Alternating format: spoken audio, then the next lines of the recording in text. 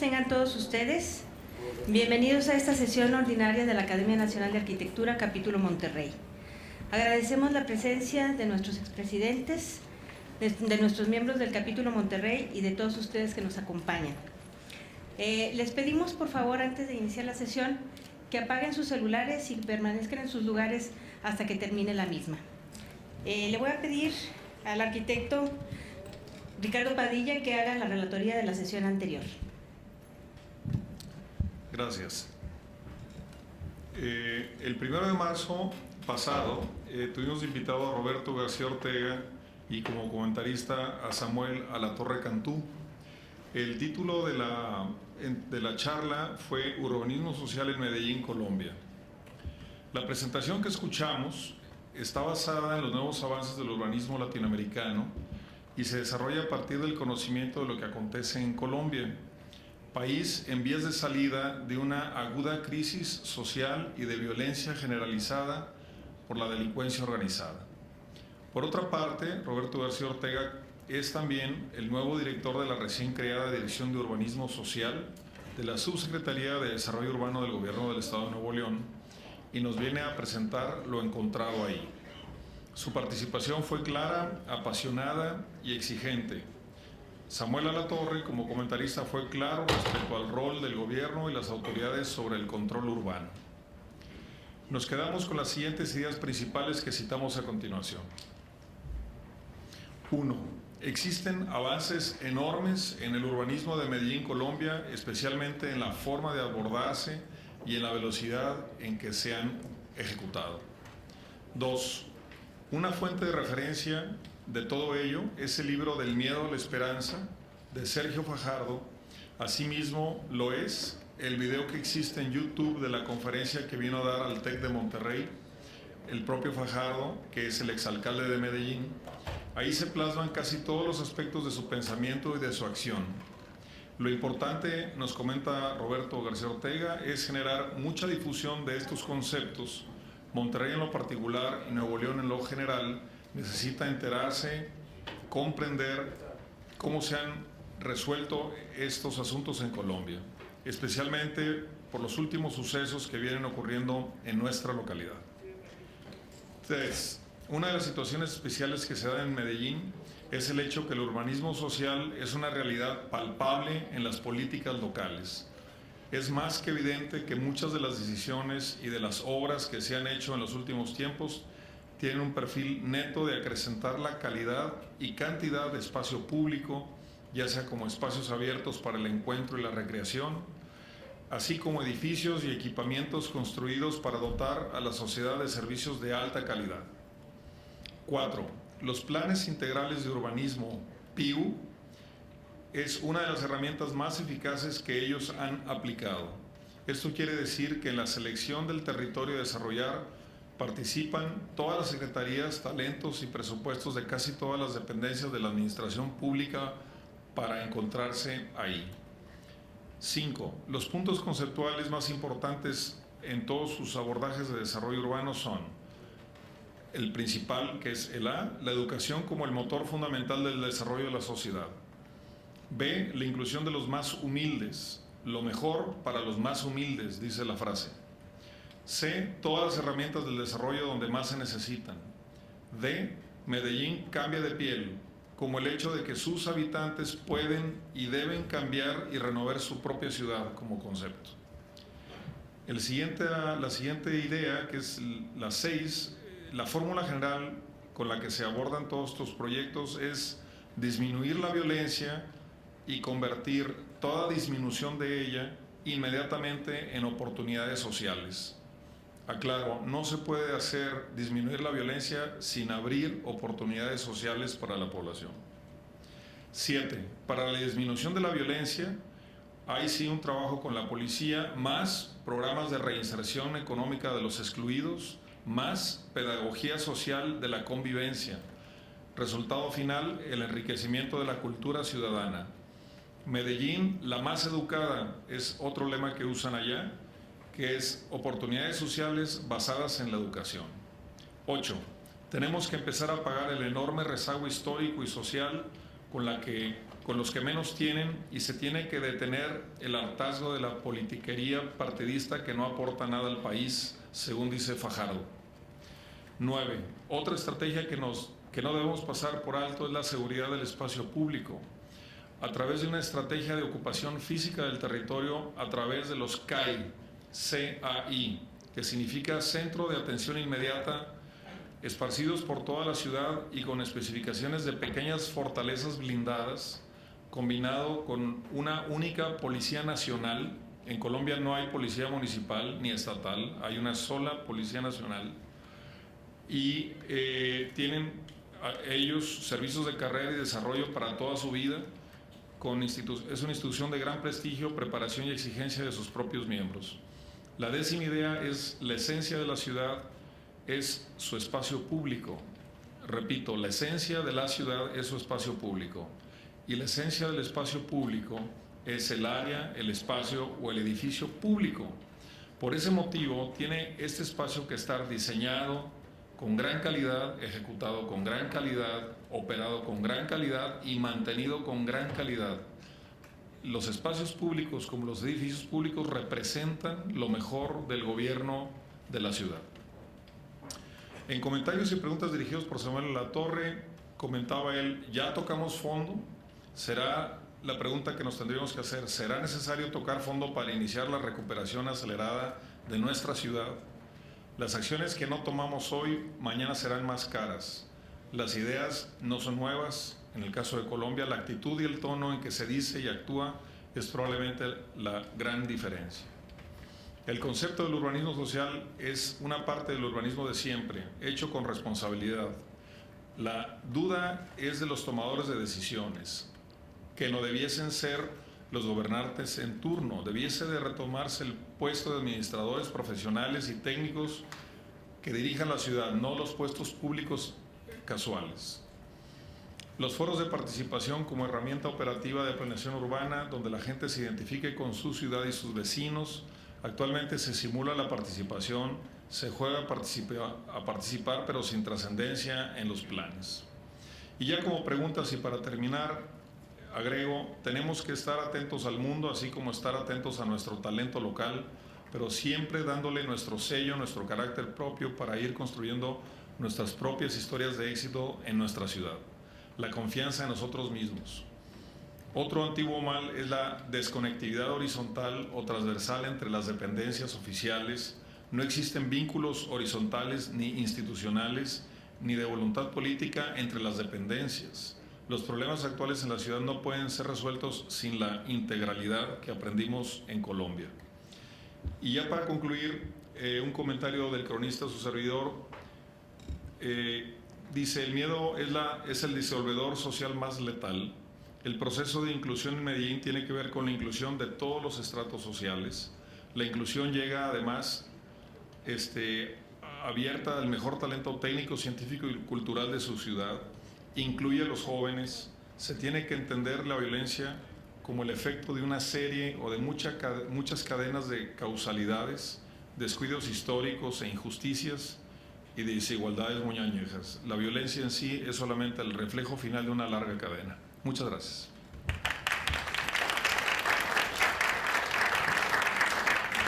Gracias, Ricardo.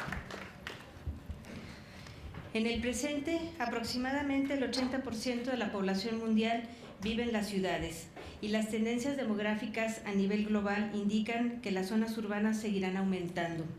Ante tal situación, el modelo imperante de crecimiento urbano es ahora insostenible, pues la población que habita las ciudades tiene exigencias desmesuradas y crecientes de agua, energía, suelo y recursos muy diversos, lo cual genera un deterioro ambiental que trasciende los niveles locales y provoca graves problemas de contaminación, cambios climáticos y agotamiento de recursos no renovables. La búsqueda de un desarrollo sustentable en el ámbito de las ciudades ha conducido a los gobiernos y organizaciones de todo el mundo a establecer una serie de estrategias que aseguren la calidad de vida y el bienestar de los ciudadanos, siguiendo criterios de ahorro, conservación de recursos y respeto al entorno, enfocados principalmente en 6 áreas interrelacionadas: agua, residuos, alimentos, energía, transporte y uso del territorio. En este sentido, las áreas verdes en una ciudad contribuyen en una parte muy importante en el bienestar de las personas y por eso tienen una gran influencia sobre la calidad de vida en el trabajo y en el ocio de las zonas urbanas. Sin embargo, la ciudad sustentable también debe de ofrecer servicios de calidad para toda la población, un medio ambiente sano, viviendas dignas y suficientes, seguridad, accesibilidad y transporte, parques, espacios deportivos y recreativos, convivencia social, empleo digno y bien remunerado, atención de salud eficiente, educación de calidad y acceso a las actividades culturales. Asimismo, el aprovechamiento del suelo es un aspecto fundamental del planeamiento urbano directamente vinculado al desarrollo sustentable, tanto en la educación de la adecuada distribución de viviendas, empresas, comercios e instalaciones industriales, como el uso eficiente de las áreas verdes urbanas. Como el historiador y crítico norteamericano Lewis Mumford afirmaba, la historia de la civilización es la historia de la urbanización y la crisis global que vivimos también se relaciona con ello. Se relaciona también con el estilo de vida que hemos establecido en las ciudades. Si buscamos tener una ciudad sostenible o sustentable, es necesario crear un hábitat integral, ambientalmente apto y ecológicamente sustentable, que albergue satisfactoriamente las múltiples actividades de cada comunidad y exprese libremente sus particularidades culturales. Para platicarnos sobre este interesante tema, hemos invitado esta noche al arquitecto Osvaldo Zurita Zaragoza, arquitecto paisajista de la ciudad de Monterrey, que ha trabajado en proyectos de enfoque sustentable ya desde hace varios años. Los comentarios de la conferencia estarán a cargo del arquitecto Rodrigo Velarde Ortiz, académico de número de este capítulo. Antes de iniciar la conferencia, le pido al arquitecto Héctor Domínguez del Peral, secretario de este capítulo, que nos haga la lectura de la semblanza del arquitecto Osvaldo Zurita.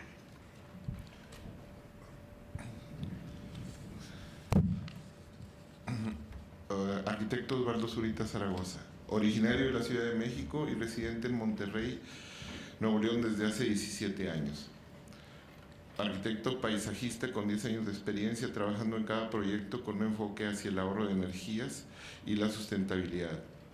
Su formación académica es egresado de la Universidad de Monterrey, la UDEM, y tiene estudios especiales en Landscape y en Urbanism en Kingston University en Londres, Inglaterra, del 2002 al 2003.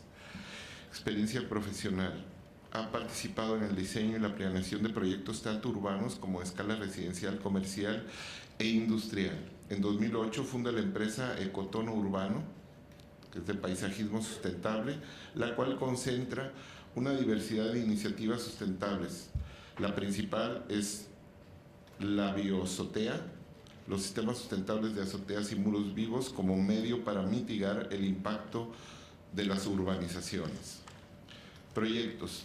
Diseñador del proyecto ecoturístico Lancetilla 2003-2018 para el Jardín Botánico Lancetilla en Honduras. Diseñador del proyecto ecoturístico La Tigra 2003-2018 para el Parque Nacional La Tigra en Honduras. Cofundador de Marco Polo Siglo XXI y Next, Beyond Tourism, iniciativas de turismo responsable de naturaleza y rural dentro de México. Actualmente el proyecto V10 está en desarrollo, es un edificio de 10 viviendas y diversos sistemas de ahorros de energía. Ha publicado publicaciones, es autor del libro Guía de Árboles y otras plantas nativas en la zona metropolitana de Monterrey, publicado en junio del 2009, y tiene como actividad, es consejero de la Asociación Civil Reforestación Extrema, la cual tiene como objetivo recuperar la foresta urbana de la metrópoli como actividad profesional extra. Además es coautor, miembro de diversos comités de la Agencia Estratégica Sustentable del INPLAN de San Pedro García y miembro de la Asociación Green Roofs for Healthy Cities de Estados Unidos. Por favor, con ustedes, el arquitecto Zurita.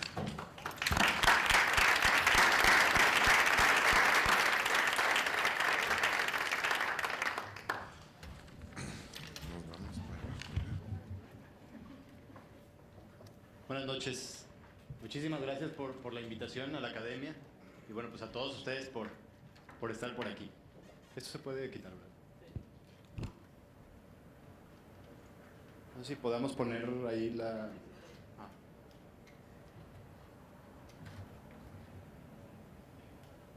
Bueno, el tema de hoy, o la especie de conferencia de hoy, es más que nada una reflexión.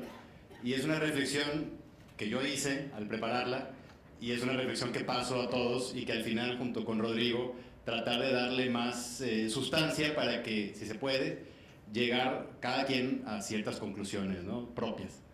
Entonces, el título... bueno, yo soy muy fan del cine, entonces el título tiene que ver con una película muy vieja. Recuperando áreas naturales en la ciudad, o las áreas verdes no son sustentables solo por ser verdes. Y es un poquito también de lo que vamos a platicar.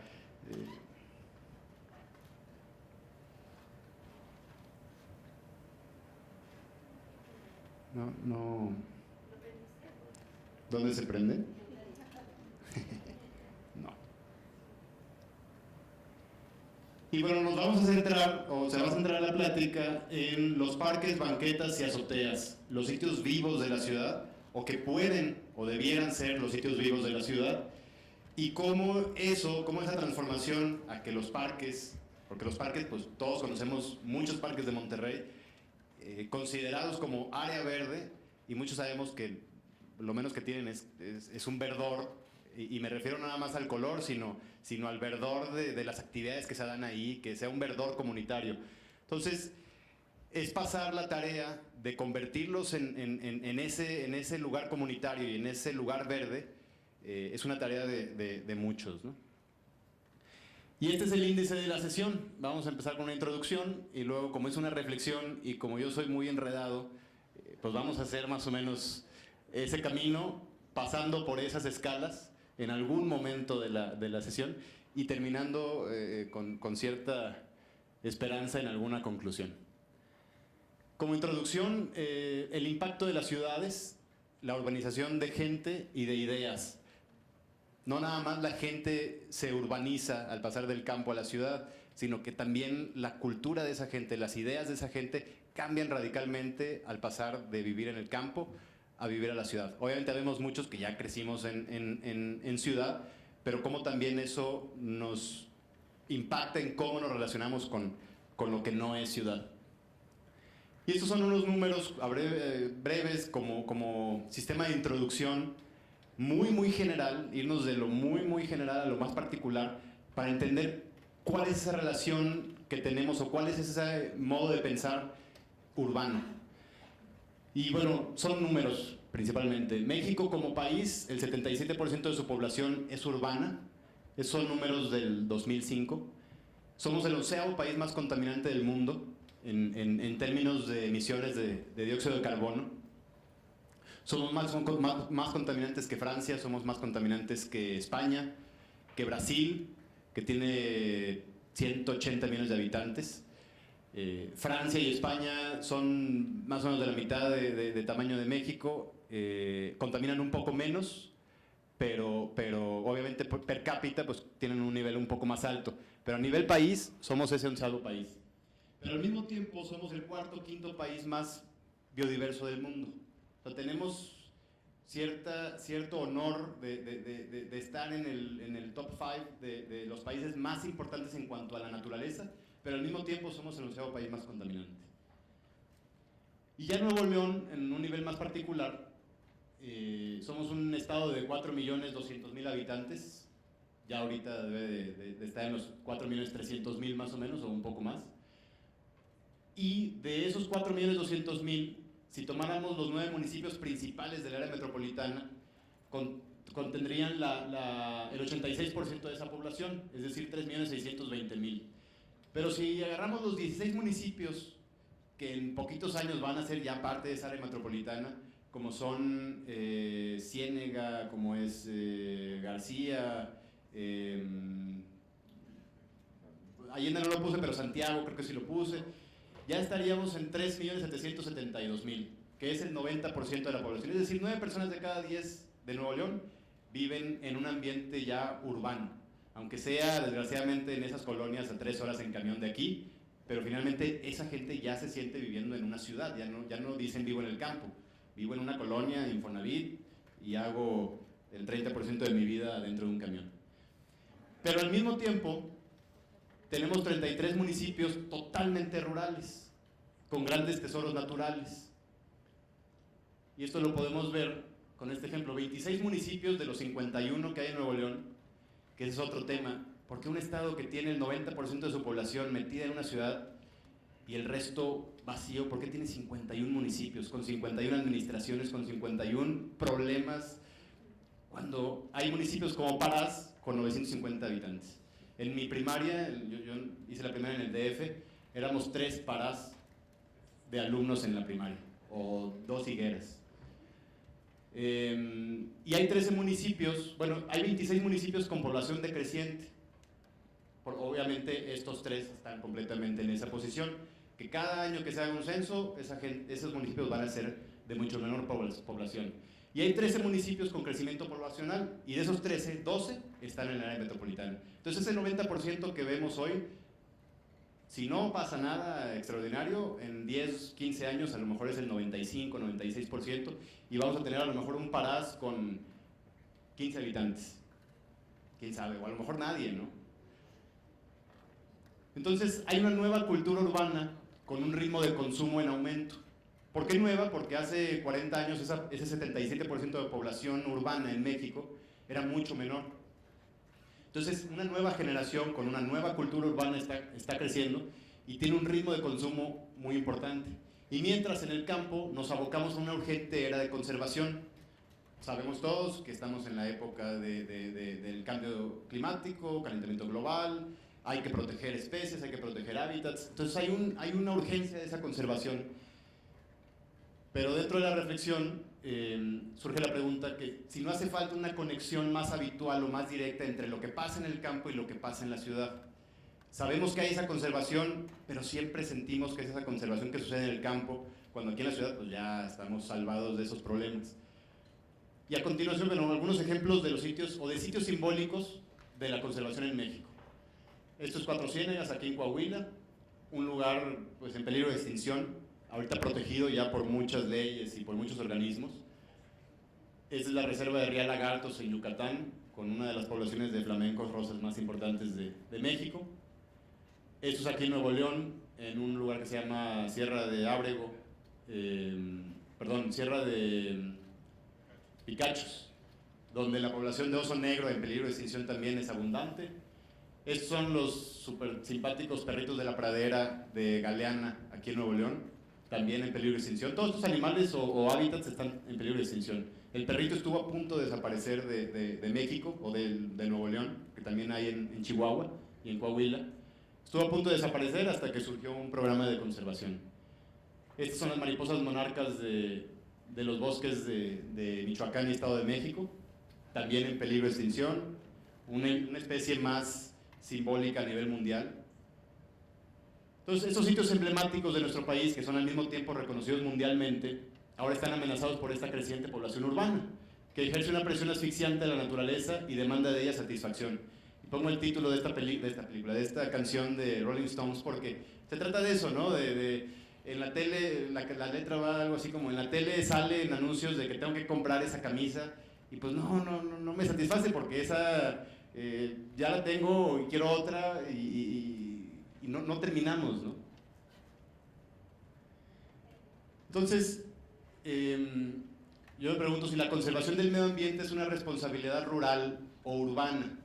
Obviamente mucha de la conservación que se hace en México, que se hace en el mundo, tiene iniciativa urbana, es decir, las asociaciones están basadas en una ciudad, es gente que vive en la ciudad, pero finalmente es una conservación que sucede únicamente o principalmente en el campo.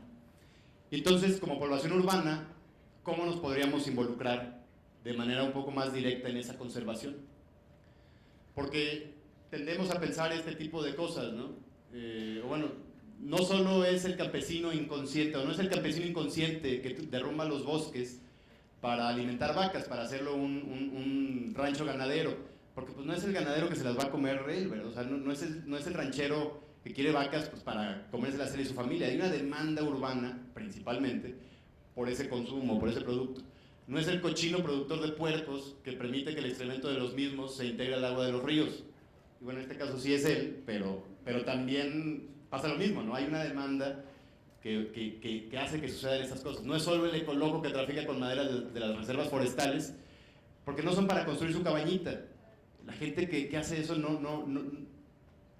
no es por hacer un mal únicamente, es porque hay una demanda que satisface sus necesidades económicas y que pues eso es lo que hace. Obviamente está mal, porque las veces que se hace de manera ilegal y demás están mal, pero hay una parte que no vemos y que no analizamos mucho, que es la parte que está haciendo esa demanda, que vive en la ciudad tranquilamente pensando que ellos no están haciendo nada, y que sí, la protección en el campo, cuiden a las ballenas y cuiden, pero somos nosotros los que estamos haciendo que esas ballenas necesiten ser cuidadas. Si somos nosotros, no es el campesino que vive ahí, que hay que educarlo, es a nosotros, ¿no? Entonces somos una sociedad urbana, algo distraída de ese efecto devastador que nuestro estilo de vida provoca. Es posible que no estemos sensibilizados acerca de nuestra relación con la naturaleza y con la presencia de la misma en nuestro entorno urbano. Hace un mes más o menos estuve en una conferencia con una persona especialista en biodiversidad y me decía de un estudio que se hizo en Inglaterra a niños de primaria, en donde una de las preguntas era si sabían de dónde venían las hamburguesas de McDonald's. Y un porcentaje muy alto, 70-80% de los niños contestaron que las hacían ahí adentro, ¿no? O sea, que en el McDonald's nacía la carne. Nadie sabía, o pocos niños sabían, que la carne de una hamburguesa de McDonald's, y hasta eso yo lo dudaría de las de McDonald's, pero es de carne, ¿no? Y es de vaca. O sea, que hay una vaca detrás que vive en un campo, o que vive en un chiquero ahí, en el campo, produciendo un impacto ambiental por yo irme a comer esa hamburguesa, ¿no? O lo que sea, verduras, ¿no? Y también esto último, la sensibilización que nos falta muchas veces ante las cosas naturales, porque a pesar de que somos una ciudad y un estado muy rico en naturaleza y que nos rodean montañas muy grandes y que todas las ubicamos y que alguna vez nos hemos parado en un bosque, casi seguro, hay una sensibilización muy grande y hay como unas ganas de ver una naturaleza que no es, pero que como está en la ciudad o como es urbana, debe de ser más rígida, no puede ser tan natural. Entonces, tenemos este ejemplo, que no quiero hablar del proyecto, sino el color del agua. Yo no sé si aquí es la foto o no, pero yo recuerdo cuando se hicieron las carreras de los coches del primer año, en el Parque Fundidora, en este circuito, pues para que se vieran bonitas las tomas aéreas, se pintó el lago donde hay una estructura de la antigua fundidora. Para que se viera pues de un azul que se parece a este, ¿no? Por eso me recuerdo, no encontré aquella foto, pero es esas ganas de ver una naturaleza que pues no hay lagos, bueno sí hay, pero son glaciares, pero no hay lagos de este color, ¿no? Y menos urbanos. Hacemos muchas áreas verdes o áreas naturales que son para ver nada más, o sea, no hay una naturaleza, o sea, este letrero lo encontramos en todos lados. En universidades, en parques, en áreas corporativas, en todos sitios, donde prohibido pisar el césped. Cuando uno va al campo siempre pisa el césped, ¿no? Y hay maneras de que ese césped esté bien y que no pase nada, y además no tiene que estar intocable, no es una naturaleza, o sea, la naturaleza que traemos a la ciudad no tiene por qué ser intocable. Y luego tenemos esta tendencia también, que afortunadamente ya poco a poco creo yo que se va acabando, de querer, sí, nos gustan los árboles y que haya árboles en la ciudad, pero siempre y cuando sean de plástico. O casi, ¿no? Se forman figuras con los árboles, se hacen árboles entrelazados porque la naturaleza no es lo suficientemente bella como para dejarla ser, sino que tenemos que modificarla para que parezca urbana, ¿no? Para que no choque con la arquitectura por ser muy loca, sino que tenga que estar más cuadrada. Hace poco una persona me preguntaba que qué árbol podía plantar afuera de su casa, una amiga, y me decía que, bueno, le pregunté cuáles características quieres, ¿no? O tienes ahí en tu casa, cómo es el espacio, qué buscas, que haga qué o que no haga qué. Y me dice, mira, no quiero regarlo, no quiero que tire hoja, no quiero que aniden pájaros, porque pues, echan caca en el coche, no quiero que... y otra cosa. Entonces le dije, no, pues tú lo que quieres es un árbol de plástico. totalmente, ¿no? Porque no existe un árbol que no tire hoja. Hay unos árboles que se dicen siempre verdes porque tiran menos hojas. O su follaje lo pierden paulatinamente y al mismo tiempo que ya están sacando la hoja nueva. Pero todos los árboles tiran hojas. Si cambiáramos nuestra percepción de que las hojas son basura, pues muy distinto sería nuestra cultura o nuestro gusto por los árboles, ¿no? Y bueno, esta es la descripción ideal del árbol regiomontano. Y bueno, sí generalicé porque ya puse ahí, pero claramente podríamos estar hablando de un árbol de plástico, ¿no? Y ojalá pues, sea reciclado. Cuando suceda, que ya se pongan árboles de plástico porque son los únicos que funcionan, ojalá al menos sea plástico reciclado. Entonces también nos gusta de alguna manera esconder nuestros orgullos naturales. Sí, qué bonito el Cerro de la Silla, todos estamos orgullosos de él, es el símbolo de Monterrey, es uno de los monumentos naturales de los poquitos a nivel nacional, creo que hay 4 o 5. Pero no sé si todos conozcan o alguno de ustedes conozca, la entrada principal para subir hasta la cima del Cerro de la Silla es esta. Al Monumento Natural de México, uno de los 4 o 5 del país, símbolo de cualquier postal de Monterrey. Si tú quieres ir a la cima, tienes que pasar abajo de una casa, que yo no sé si por ley o porque lo obligaron o por buena onda, dejó abierto un túnel, ¿no? De otra manera, pues no habría manera. Y esta es una foto de nosotros muy contentos pasando por la entrada gloriosa del Cerro de la Silla. Bueno, yo la tomé, entonces no salgo, pero es un túnel de unos 15 metros de largo que nos lleva a ese parque nacional, monumento natural, orgullo del regiomontano, etc. Y esta es la importancia que se le da, ¿no? Ya en la realidad, porque claro que salen las postales. Entonces, un poquito de la realidad de las áreas verdes, y lo pongo entre comillas porque yo soy más propenso o más inclinado a llamarles áreas vivas que áreas verdes, porque las áreas verdes es muy fácil, pintas el pasto como se hace en los campos de golf y ya se ve verde, y las áreas vivas integran la vida de fauna que pueda surgir ahí, la vida de la flora que se plantó, la vida de la gente que ocupa esa área, y se convierte entonces en un área totalmente viva, donde realmente hay una serie de actividades que suceden. Todos los municipios del área metropolitana de Monterrey, a excepción de San Pedro Garza García, se encuentran debajo de la norma internacional que está dictada por la Organización Mundial de la Salud, de superficie de área verde o viva por habitante. No pude encontrar exactamente, no sé si este rango es el correcto, o si es 10 o si es 15, también había el dato de 9, pero bueno, lo dejé como rango. Metros cuadrados por habitante como mínimo, ¿no? 10 metros cuadrados por habitante es el estándar de calidad, de esa cosa que se llama calidad de vida, ¿no?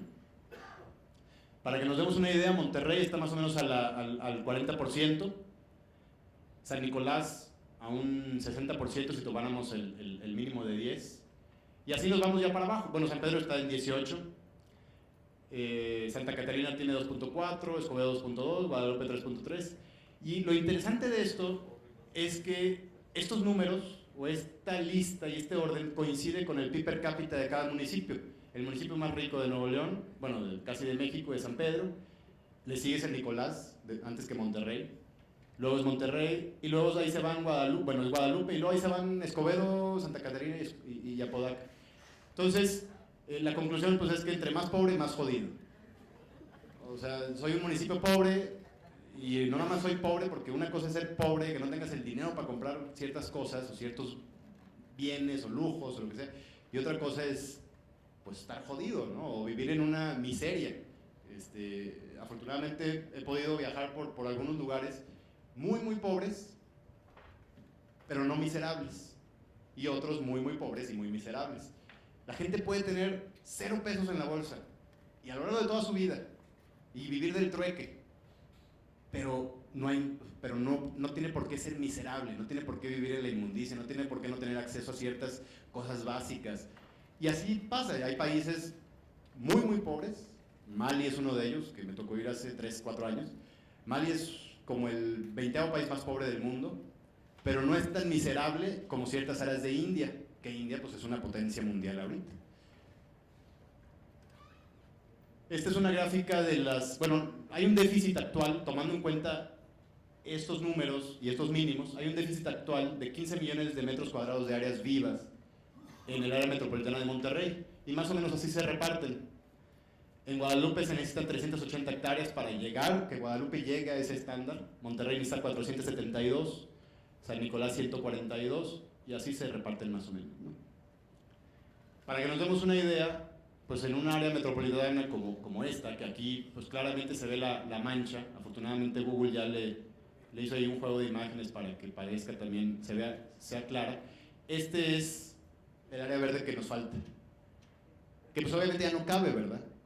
O sea, es una utopía porque es el área verde que nos falta para llegar a ese estándar, pero si nos vamos nada más por cantidad, pues ya no cabe. Para que se den una idea de la escala, este es el Parque Fundidora con el Paso Santa Lucía.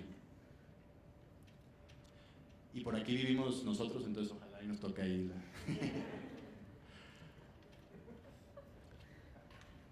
Ese es en el tema de áreas vivas que se consideran generalmente como los parques, ¿no? O sea, muchas veces siempre decimos, bueno, área verde, pues es el parque. Y aquí exploramos otras dos áreas, pues al menos para alcanzar una cantidad mayor, a lo mejor sin llegar a ese ideal, pero no quedarnos cortos. Otra oportunidad son las azoteas, que es la quinta fachada, ¿no? Que generalmente pues genera problemas. Obviamente nos da techo, que por eso se construyen, pero nos genera una serie de problemas. Hay que estar impermeabilizando, genera calor, hay que prender el aire más tiempo, hay que ir a limpiar, emana calor, entonces la ciudad es más caliente por las azoteas en buena parte. Y ese es el lugar donde conviven triques, piratería. Piratería me refiero a las antenas piratas, la bici vieja, la alberca de fibra de vidrio, o en la versión moderna están las condensadoras del aire acondicionado, las antenas Sky, y nada más 75 grados de temperatura en el verano. O sea, una azotea en el verano en un día de 35 grados tiene 75 grados, una capa de 10, 20 centímetros a 75 grados centígrados. Que eso multiplíquenlo por el 30% de la superficie de la ciudad. Estamos hablando de un área enorme, totalmente subutilizada, dejada al olvido, abandonada, generando calor, costos energéticos. Digo, nos da techo, sí, y ya se construyó, es lo bueno. O sea, es algo que ya se invirtió en la parte más fuerte, que es construirla, y que da un beneficio, nada más, dar techo, dejar que no entre la lluvia, dejar que no entre todo el calor. Pero es el único, cuando realmente es una superficie muy rígida, porque generalmente se construye de concreto, etc., y totalmente subutilizada. En ciudades de baja densidad como la nuestra, donde el crecimiento es más horizontal y con altas temperaturas, ahí puse, bueno, está mal escrito, pero si conocen alguna, pues obviamente Monterrey, el efecto negativo de desaprovechar esta superficie es aún mayor. Se vuelve imperativo entonces comenzar el uso o darle uso a estos espacios, estos nuevos espacios, ¿no? Si nos faltan espacios de vegetación, de fauna, de mitigación de la temperatura en la ciudad, etc., hay que ver las azoteas también. Ya están construidas, es el 30% de la ciudad, obviamente más o menos, es un aproximado, y están desperdiciadas. Este es un bello desarrollo en Ciénaga de Flores, donde se puede ver la gran cantidad de árboles en las banquetas. Pero bueno, ese más o menos es como el 45% de azoteas del espacio que ocupa ese fraccionamiento. Obviamente hay otras zonas con menos superficie de azotea. Pero este es un Infonavit en Ciénaga de Flores. Este es un Infonavit Privanzas de gente con una capacidad de compra mucho más alta. Y sucede lo mismo, ¿no? O sea, no es algo... Ahí sí no es como el ejemplo de entre más pobre, más amolado. Es una cuestión también de cultura y de que no hemos hallado esa idea de aprovechar una inversión que ya se hizo. Entonces aquí está Privanzas, enfrente de Galerías Valle Oriente, donde los techos pues son ese lugar donde están las condensadoras del aire acondicionado o los equipos, ¿no? Y esto es una ciudad que se llama Basilea en Suiza. Y esta es una foto random, o sea, hacía el clic de una manzana donde 1, 2, 3, 4, 5, 6, 7 y todo y esta orilla son azoteas verdes. Y luego aquí está otra, donde se veía el edificio completo. Todo esto son paneles solares y todo lo demás que está medio café. Obviamente las fotos a lo mejor fueron tomadas en otoño o cerca de diciembre. Aquí está otra área donde estas son las azoteas verdes, estas son las azoteas verdes, estas son este edificio. Y es una ciudad de 180,000 habitantes, obviamente Suiza, otra cosa, pero es un pueblito, es un Colima, es un Jalapa. Son ejemplos de azoteas verdes, de lo que se puede lograr, ¿no? Áreas de producción de alimentos masivas. O sea, el campo se vuelca a la ciudad sin necesidad de volvernos rancheros, ¿verdad? O así bajar nuestro estatus urbano simplemente por tener áreas de cultivo, áreas de vegetación silvestre, áreas de acceso, se vuelve parte de una plaza en donde la gente puede subir, etc. Esto es un proyecto de vegetación silvestre, flores silvestres en un ¿qué es un museo, creo?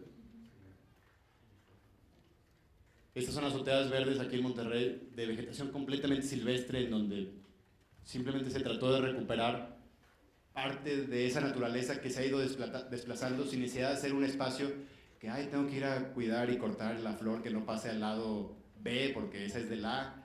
Y es una recuperación, entonces construimos y arriba ponemos lo que quitamos al momento de construir. No quiere decir que dejemos de construir, para nada se va en contra de eso, pero que construyamos pensando en que la ciudad tiene que convertirse un poco más hacia la naturaleza. La realidad actual de las banquetas, que es esa otra área donde podemos tener un impacto y donde podemos ganar áreas verdes. ¿Por qué? Porque la banqueta es un sitio de encuentro, es un área donde si se foresta, se convierte en una mitigadora de varios problemas ambientales de la ciudad. Actualmente el 80% de los árboles del área metropolitana son especies no nativas, que sobrevivirán en promedio no más de 25 años y que le cuestan a la ciudad un monto significativo de recursos, que ya pronto ya sabremos cuánto. Un árbol comienza a producir beneficios económicos reales y de importancia al rebasar los 30-40 años. O sea, todos los árboles ficus, truenos, chainices y cosas así que se plantaron 70s, 80s, 90s y se siguen plantando a veces, realmente su beneficio no lo vamos a ver. Se van a morir antes de que empiecen a surtir así los pesos del retorno de inversión. Entonces estamos tirando dinero a la basura porque esos árboles costaron al que lo puso, costó el quitarlo cuando el ficus ya creció excesivamente y destruyó parte de la banqueta y las tuberías y demás, y llamaron a alguien para quitarlo, pues ya se gastaron más de lo que hubiera costado un árbol bien seleccionado, nativo, al inicio. Esto les juro que fue una foto también escogida al azar. Desafortunadamente, a lo mejor no es representativa totalmente, no permite generalizar, pero es la avenida Leones, pero hacia el oriente de Gonzalitos, donde pues ahí tenemos los árboles súper cortaditos, formados. Ese árbol absolutamente no da ningún beneficio. Estos árboles mutilados, pues obviamente tampoco. Ese árbol mal cortado, así muy bonito, ahí más o menos le da sombra a la casa. Esto nada más estorba la banqueta. Y aquí está una ciudad, o una foto de una parte de una ciudad, donde los árboles no nada más se ven como el capricho del vecino que quiso poner un ficus ahí y a ver quién le daba mantenimiento y a ver quién lo cuidaba. Esta es una política de ciudad en donde las banquetas se convierten, no nada más en áreas peatonales, porque pues, vemos el ancho de las banquetas y hay una diferencia muy grande, sino que los árboles se convierten en un patrimonio municipal, en un patrimonio urbano, y en una manera de vestir a la ciudad y de hacerla mucho más atractiva. La arquitectura de esto podría ser espantosa, es más, a lo mejor es, pero no te das cuenta, o sea, hay manera de combinar o de complementar la arquitectura con la naturaleza y viceversa. Y nada más para que nos demos cuenta que Monterrey sí podría ser de otra manera, un breve recordatorio. Este es el hábitat original, así como lo encontraron los primeros españoles. El ancho y hermoso valle de Extremadura, actualmente Monterrey, entre altas y boscosas sierras, cruzado por varios y caudalosos ríos alimentados por numerosos manantiales, veneros y ojos de agua, y bien irrigado por acequias de aguas claras y murmurantes, bordeadas de arboleda, y más allá, rodeándolo todo, el espeso monte abundante en caza. Bueno, hoy tenemos esto nada más. y ya no, bueno, sin esto. Tenemos un espeso monte, o sea, rodeado de un espeso monte. Las partes naturales, esas arboledas y demás, pero realmente queda el río La Silla, en algunas secciones queda esas arboledas, pero Monterrey era un valle de encinos. San Nicolás era un encinar impresionante, todavía se pueden ver los últimos en la avenida Arboledas de San Nicolás, que también creo que se llama Las Puentes. Hay encinos de 400, 500 años y quedan, no sé, 30 de un valle completamente forrado de ese tipo de árboles, ¿no? Entonces, de todo esto, bueno, y los ojos de agua, pues, digo, por algo fundaron aquí Monterrey, por los ojos de agua, y por algo tenemos el Paseo Santa Lucía, de alguna manera una nostalgia de eso y tratar de traerlo al presente. Pero era mucho más que los ojos de Santa Lucía, ¿no? Entonces, ¿qué nos pasó? ¿En qué momento nos asumimos un desierto? Porque eso también nos pasa, en donde las áreas verdes tienen que ser de alguna manera medio artificiales, porque no se dan solas, porque somos un desierto, y no podemos tener áreas verdes naturales, porque pues, hay que manipularlas demasiado, ¿no? Hay que domesticarlas. ¿Y por qué les damos poca importancia, como el ejemplo del Cerro de la Silla? En la reflexión que yo hice, pues es un tema de actitud y de integrarnos un poquito más a esa idea natural también. ¿Y cómo hacer ese cambio de actitud? Hay que traernos la naturaleza a la ciudad, junto con la responsabilidad de mantenerla y el conocimiento acerca de los beneficios que nos aportará. ¿Qué está pasando ahorita? Creo que nos estamos trayendo algo de naturaleza a la ciudad. Hay un parque muy importante como el Parque Fundidora, muy muy grande, es un parque urbano de primer nivel, hay una naturaleza que se trajo, pero finalmente todavía no lo vivimos todos, todavía no está en toda la ciudad.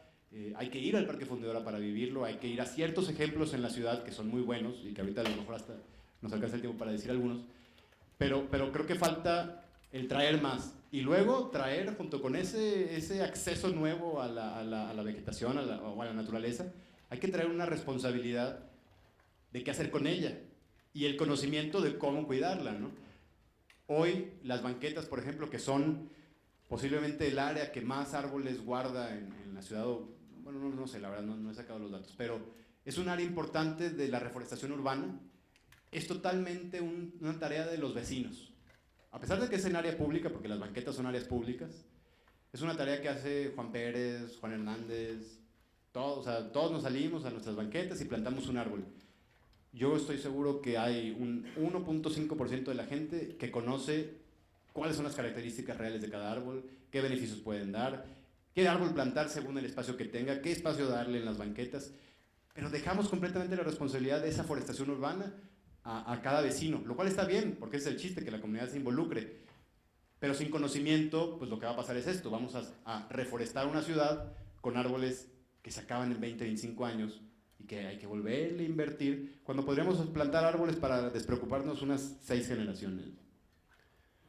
Entonces, hay que traerla, esa naturaleza, a los parques, a las banquetas y a las azoteas, que son los sitios que nos quedan en parte. Y hay una responsabilidad compartida. Y yo creo que la comunidad obviamente tiene mucho que ver aquí. Algunos de nuestros parques son tomados por la comunidad para hacer los suyos, afortunadamente, y otros, muchos otros, son simplemente olvidados. Se entregan, municipio o el desarrollador los entrega y nadie los hace suyos y se pierden, se convierten en áreas completamente inhóspitas. Las banquetas, bueno, es lo que decía, gran parte de nuestra foresta urbana está en manos de particulares, lo cual es un área de oportunidad. Y las azoteas, tenemos hectáreas y hectáreas de techos que podrían transformarse en áreas verdes sustentables. La oportunidad actual está en nuestras manos, crear espacios abiertos y públicos, sustentables, promovidos y adoptados por la comunidad, pero incentivados por el gobierno. Nos pasa mucho, ¿no? Esperamos a que el gobierno nos venga a hacer las cosas y luego ya lo hace y pues que él lo mantenga también y finalmente pues, cualquier área verde es un beneficio para la comunidad, al gobierno, pues ¿qué? O sea, bueno, a menos que sean vecinos de la colonia los que lo hicieron, pero la comunidad es la que realmente tiene ese beneficio y debe de sumarse a la responsabilidad de cuidar, de mantener y de utilizarla. Hay una frase muy padre que no la conocía, me puse a buscar y encontré esta frase, que nunca hay que dudar que un pequeñito grupo de ciudadanos comprometidos puede cambiar al mundo. porque pues, la verdad es que siempre ha sido así, ¿no? O sea, cualquier cosa que pensemos que se logró en algún lugar, en alguna ciudad, pues fue porque un grupo de locos empezaron a poner gorro hasta que se hizo.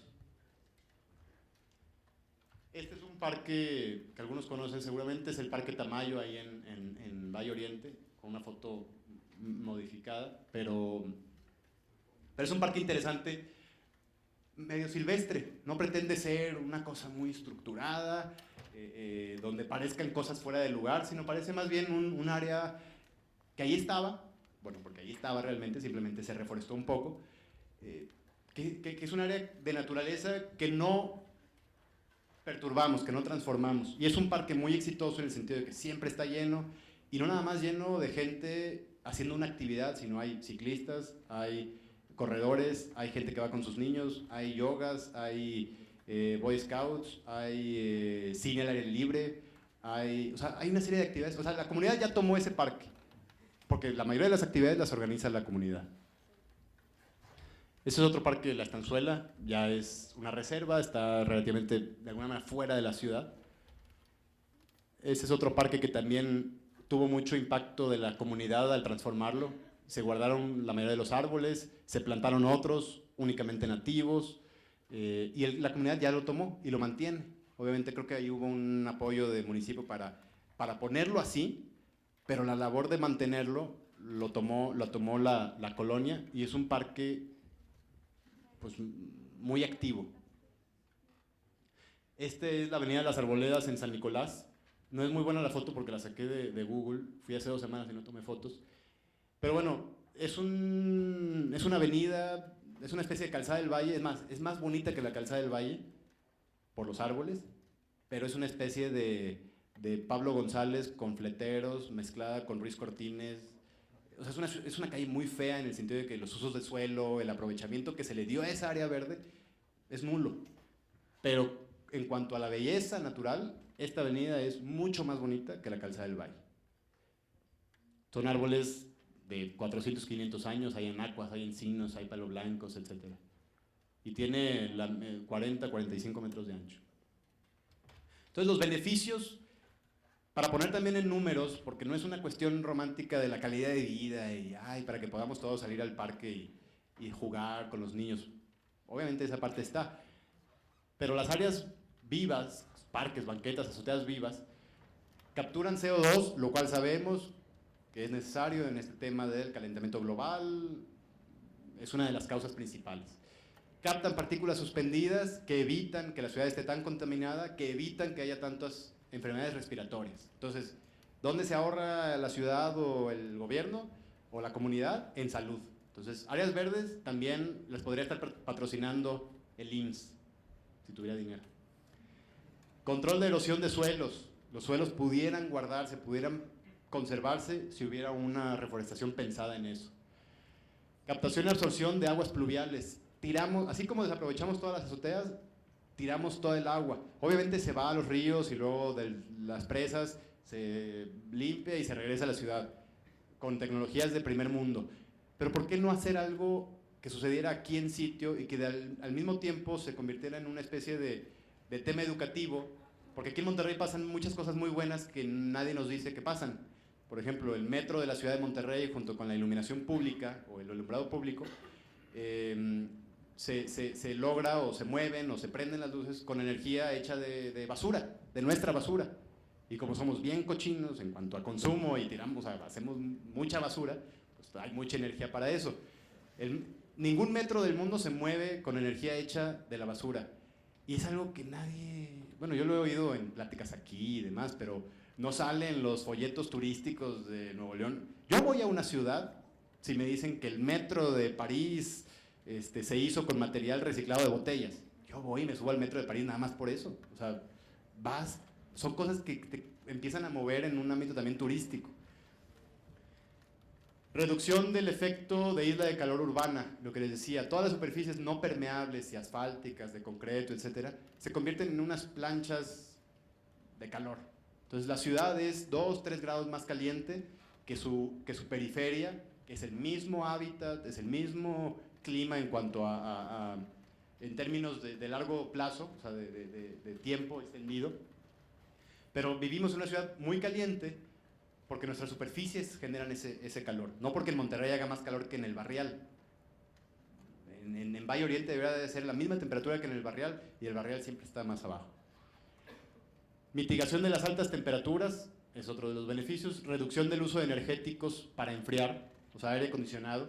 Una ciudad menos caliente obviamente requiere menos energía para enfriarse. Y 2-3 grados es una gran diferencia. Si el calentamiento global, estamos diciendo que si, o sea, todo lo que se hace en Copenhague este año pasado y se hizo desde el protocolo de Kioto y demás, es para que el mundo no llegue a 2 grados más de la media que se ha tenido. Si llega más de 2 grados, ya nos van a, o sea, eso es replantear totalmente otra vez las cosas porque se llega a un punto de un parteaguas. Y en la ciudad estamos 3 grados arriba de la periferia.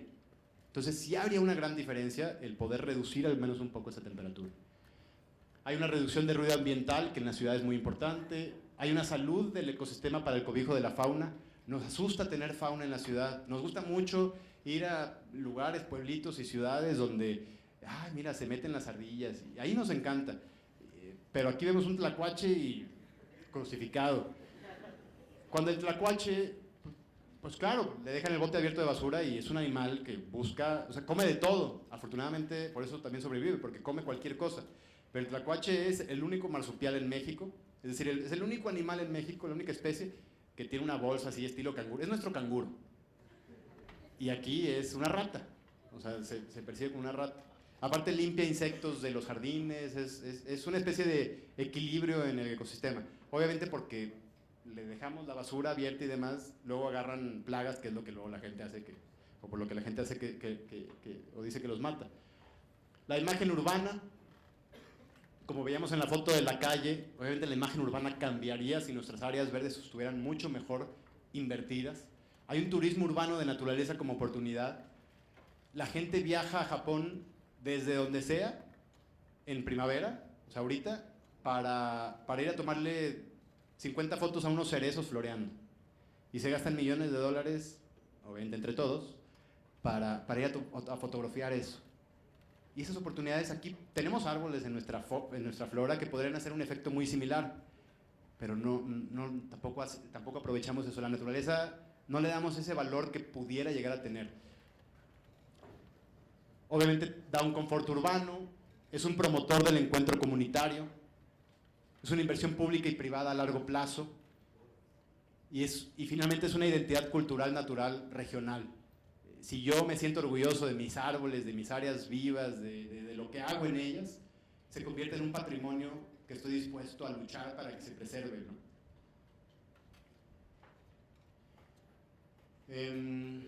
Bueno, Enrique Peñalosa es un exalcalde de Bogotá, que como en Medellín también, él en Bogotá hizo muchos cambios y tenía como política pública número 1, no pasos a desnivel para los coches, para hacer la ciudad cada vez más de coches, cada vez más desarrollada, sino que tenía una política pública hacia las áreas vivas, hacia las áreas verdes. Y él decía que los parques, las áreas vivas, los paseos peatonales son esenciales para la felicidad de los habitantes de la ciudad.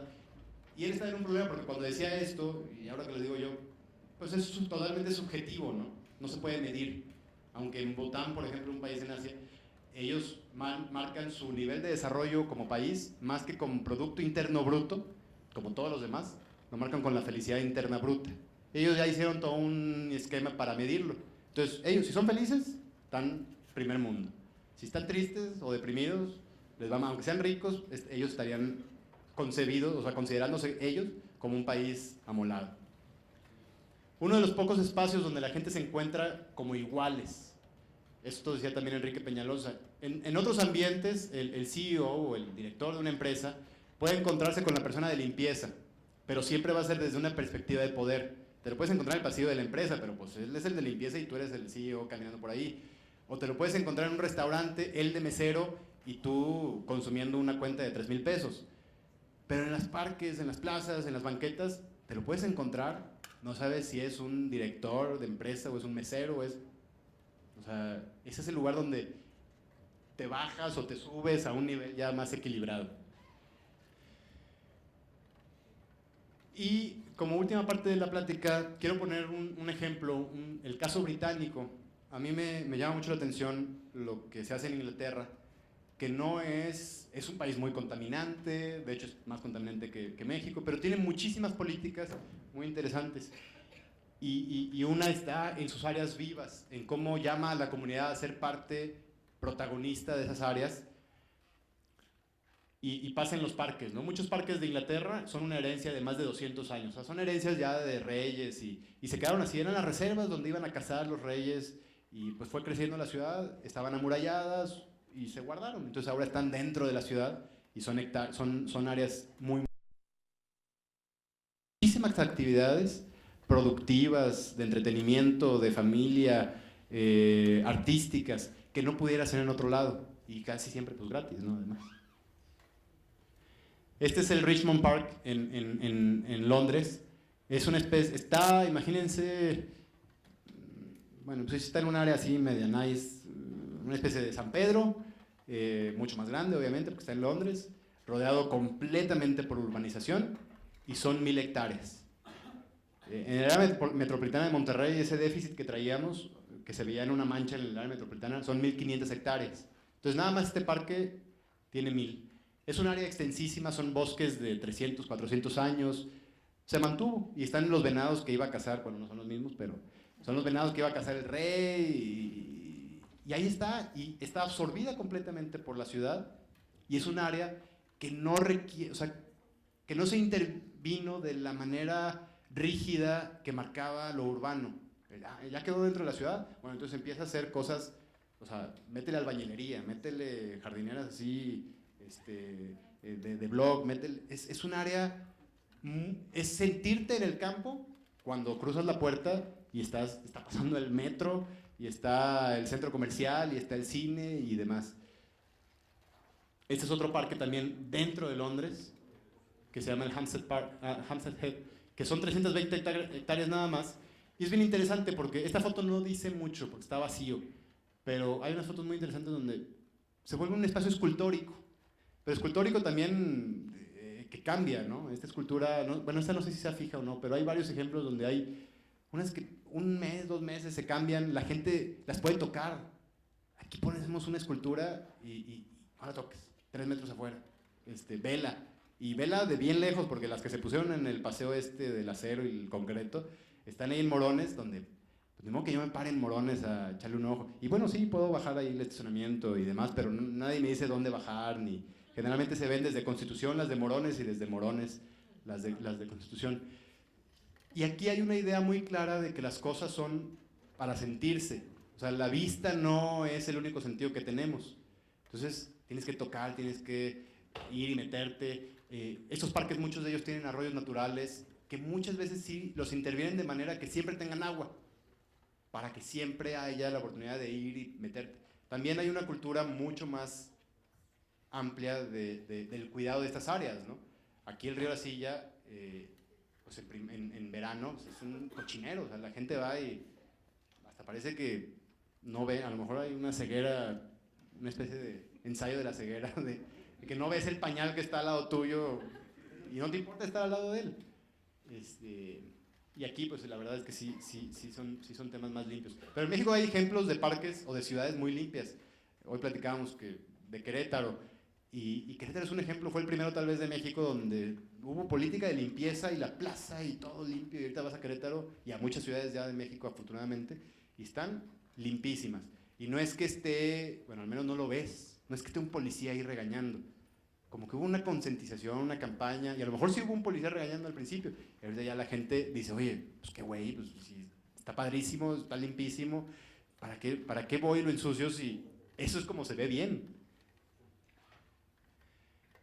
Les muestro esta porque es una página de muchas, inglesa, comunitaria, o sea, de una AC, no es de gobierno, no es papá gobierno, es una AC que tiene una especie de certificación de parques.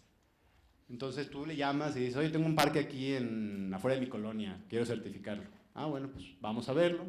Ah, bueno, además de ser una certificadora, es un compendio de todos esos parques en donde yo, si visito Inglaterra o si soy habitante de ahí, me puedo meter y le puedo poner, a ver, ¿dónde está? están? Aquí.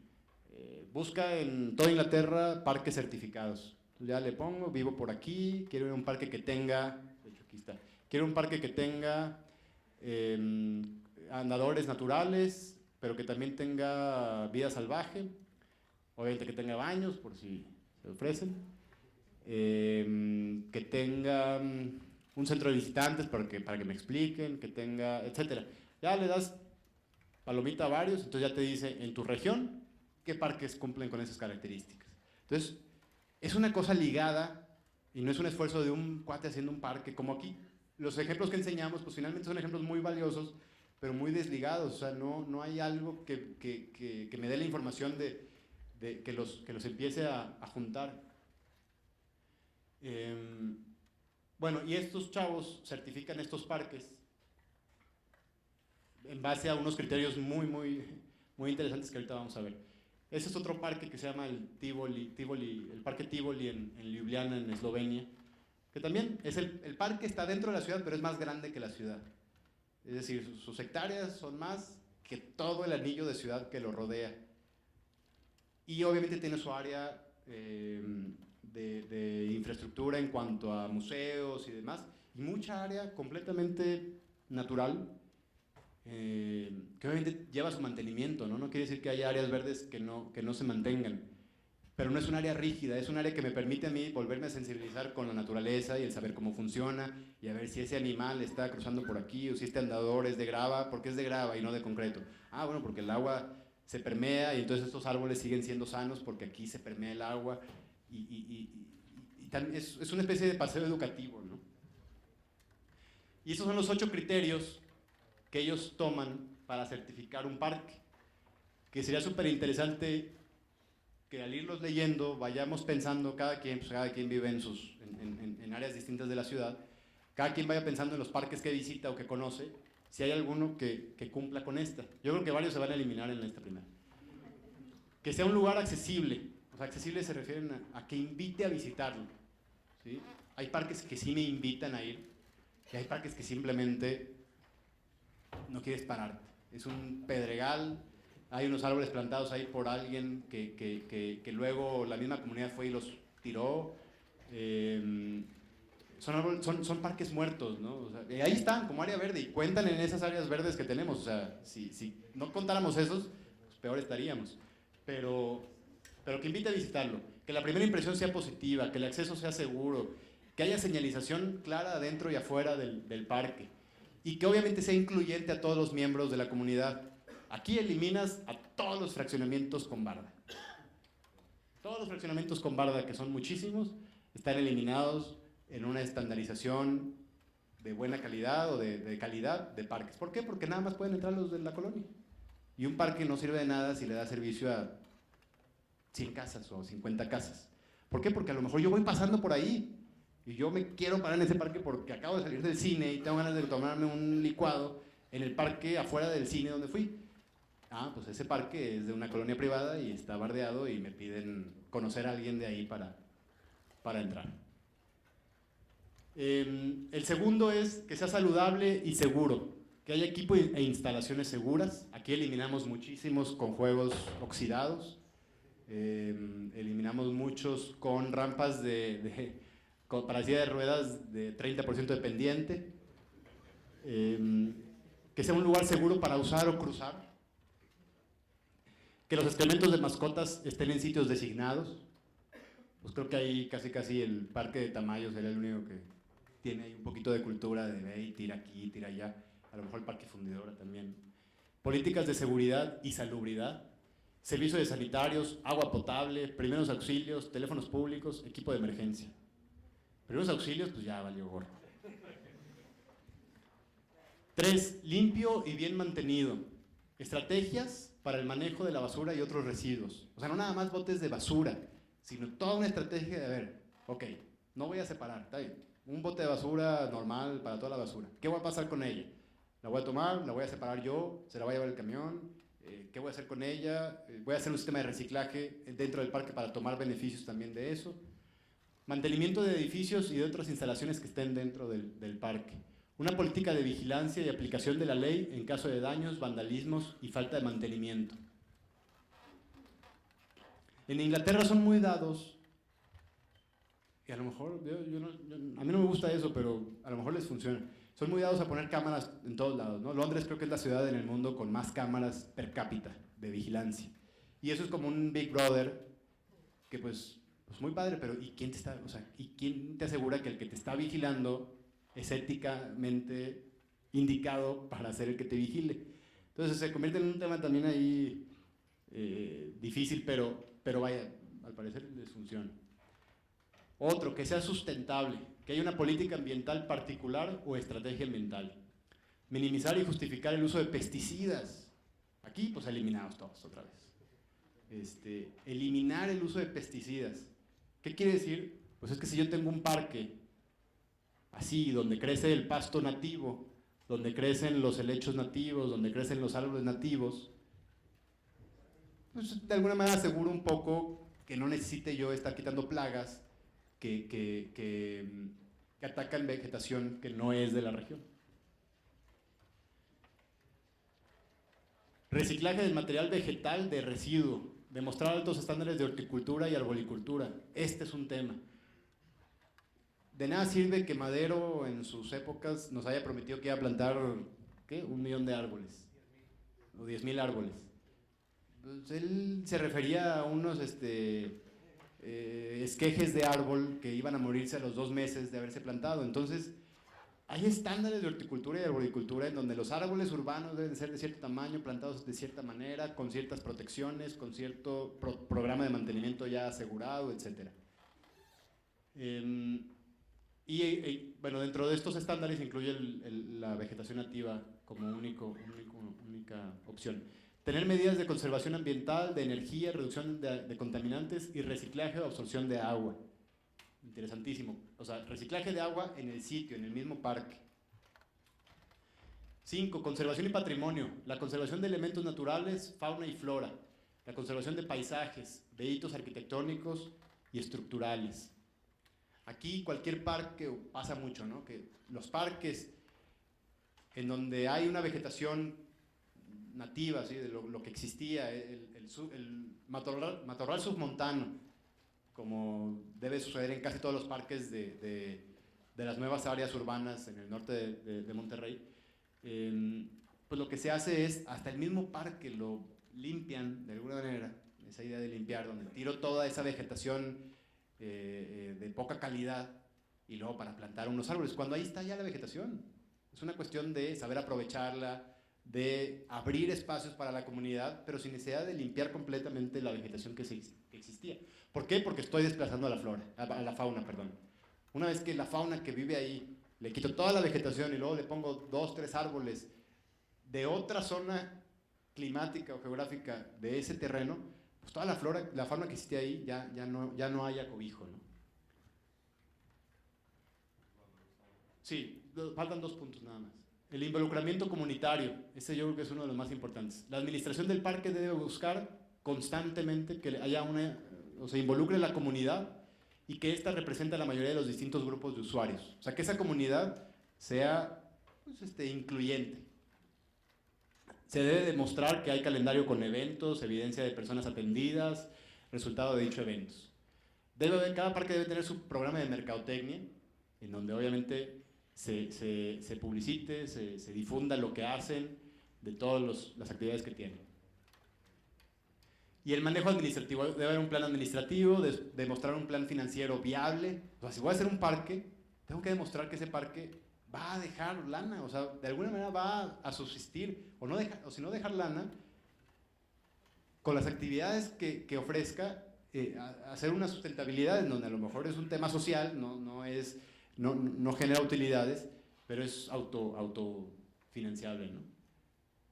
Y bueno, pues yo me quedo así como que, wow, pues no hay, o sea, hay 3 parques certificados aquí, y todos estos criterios, 8, para que sea un parque certificado por una asociación civil para obtener beneficios de financiamiento y publicidad. El objetivo que tiene esta organización civil es que el 50% de los parques de Inglaterra, desde el parque de Colonia hasta los parques de 1000 hectáreas como el Richmond Park, tengan certificación en el 2020. Estos son 15,000 parques.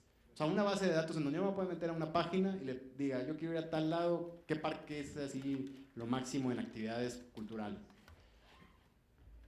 Y ya como conclusión, para lograr un equilibrio entre lo cualitativo y cuantitativo, vaya, es muy necesario, ¿no? Ni necesitamos plantar todos los árboles que se necesitan mañana, ni necesitamos dejarlo muy largo, ¿verdad? Pero necesitamos hacerlo bien, o sea, que todo lo que se vaya haciendo con ciertos estándares de calidad.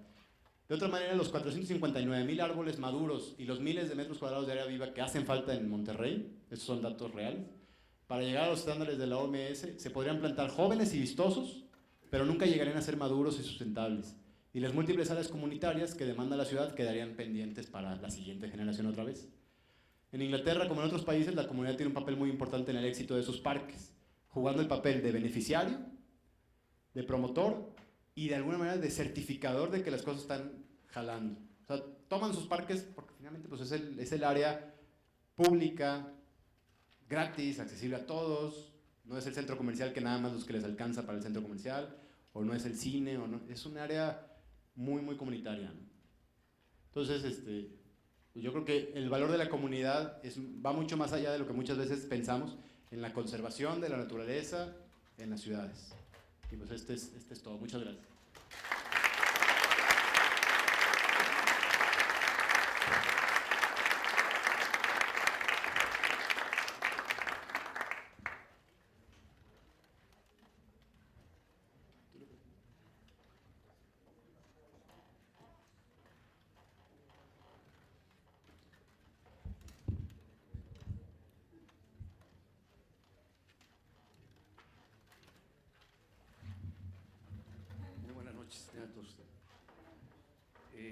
Coincidimos en casi todo con el arquitecto Zurita, nada más que nos puso a competir en los extremos, ¿verdad? Inglaterra es uno de los países que más tiene conservación y educación, ¿verdad? Para todo esto, entonces salimos muy desfavorecidos, ¿verdad? Y a la misma vez hay que hacer la distinción entre parques naturales que ya existían y los parques en ciudad creados nuevamente, que en realidad nunca en la ciudad pues, van a poder ser sustentables. Van a través del tiempo siendo sustentables, como está sucediendo con Fundidora, que ya ha crecido el estrato superior de árboles, vienen otro sustrato intermedio de arbustos y luego las cubridoras en el piso que dan la humedad a la capa vegetal y entonces se conserva mucho la humedad. Además, pues aquí tenemos el único ejemplo, pues es el Parque de Chipinque, ¿verdad? Que sí realmente tiene esas características como las que existen en Inglaterra, ¿verdad? Pero todo lo demás, la exposición, creo que está muy bien llevada para ver todas las deficiencias que tenemos aquí en la ciudad. No, claro. Voy a hablar solo comentarios generales sobre el tema. Sustentabilidad. Yo creo que es una palabra que se explota con mucha facilidad y poca seriedad, casi siempre para conveniencia comercial. Antes que todo, son puros términos generales, porque está muy bien expuesto lo que acaba de decir el arquitecto Zurita.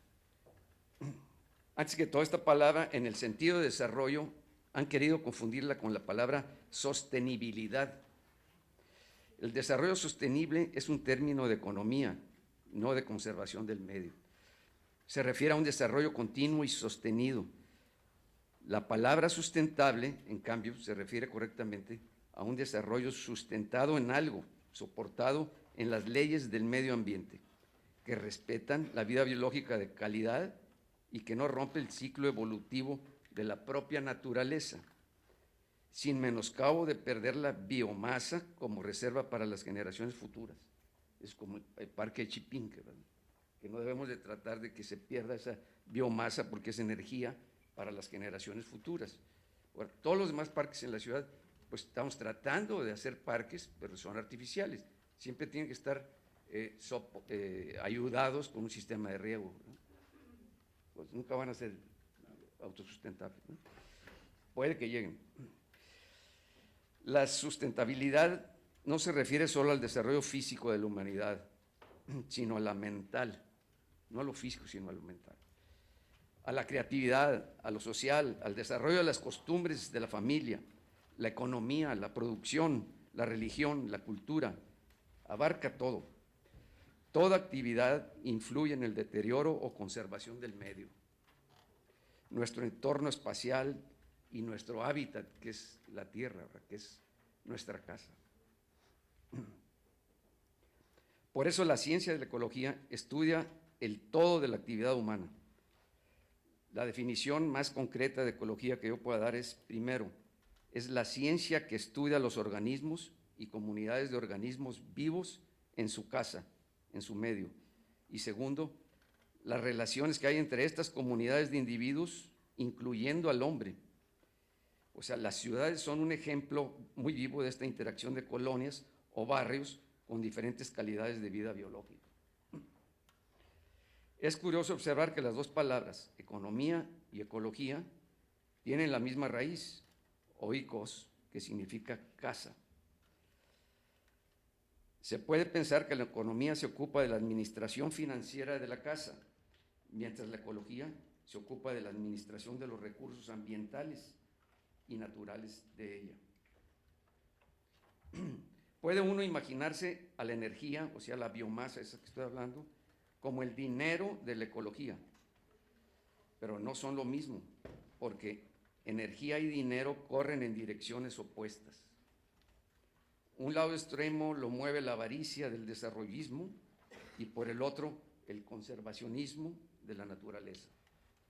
Son dos fuerzas opuestas en conservación en todo el mundo. Siempre por eso hay tantos comités privados tratando de parar un poco el desarrollismo desmedido que en ciertas ciudades se vuelve un caos, ¿verdad? Pero voy a dejar de hablar en términos generales. El tema es sustentabilidad del espacio o desarrollo de este espacio, ya sea en la ciudad, espacio público, o en el recogimiento de la casa habitación. Es una realidad decir que el espacio que ocupa la ciudad tiene diferentes calidades ambientales. No es lo mismo la variación de clima, sobre todo la humedad relativa que se encuentra al norte de la ciudad, pegado al desierto, hacia Laredo, que encontrarse en la zona de Fidevalle, contigua a la Sierra Madre, con un bosque verdaderamente templado. O en condiciones de calidad de aire del cañón del Guajuco, limpio y agradable, con una cubierta vegetal muy agradable, al oriente de la ciudad, que irse a vivir a la Huasteca, la parte más contaminada de la ciudad al poniente, y clima seco extremoso. Casi nunca llueve ahí. La zona metropolitana de la ciudad siempre ha sido muy extensa, desde un principio. Existen 5 zonas vegetativas muy características en su tipo alrededor de la ciudad, y eso debe demandar en un criterio de arborización en avenidas, un criterio más científico y a la vez paisajístico. A grosso modo, podemos decir que el espacio o superficie que ocupa la ciudad, lo que tú estabas diciendo, tiene también diferentes cualidades de superficie. Se puede dividir, viendo el área desde una fotografía aérea, un tercio del área sería circulaciones, pavimentos, asfaltos, banquetas, concreto. Otro tercio, los techos de las casas, la quinta fachada. Y el otro tercio serían los lotes baldíos, los jardines particulares, parques y áreas que son susceptibles de ser verdes. Si nosotros pudiéramos transformar a cubierta vegetal ese tercio del área de la ciudad que son los techos, pues imaginen el cambio de temperatura y de humedad que habría más fresco en la ciudad. No solo eso, sino arborizar todas las avenidas que tienen banquetas anchas y que permitan el espacio para sembrar. Monterrey sería otra ciudad. Lo que señalé anteriormente, los diferentes climas por zonas de la gran área conurbada del norte, sur, este y oeste, son macroclimas. Dentro de cada zona pueden existir microclimas, por la cercanía a la montaña, por el gradiente de la ladera, por un cañón húmedo, etcétera. Hay que ejercer nuestra capacidad de análisis del sitio para poder proyectar cualquier cosa encima de ese sitio. Lo que me tiene gratamente a mí agradecido fue encontrar un estudio de asoleamiento en superficies urbanas de la Universidad de Colima, como estábamos comentando en mediodía, y grados de albedo de las superficies, ¿verdad?